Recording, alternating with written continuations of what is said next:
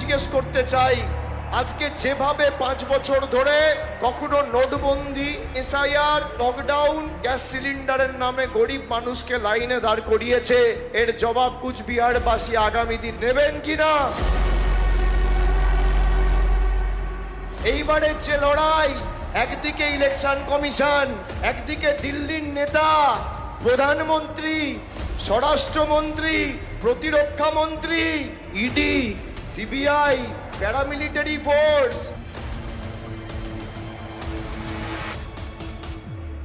আর একদিকে একজন মহিলার তার পিছনে 10 কোটি মানুষ। জিতবে কে? জিতবে কে?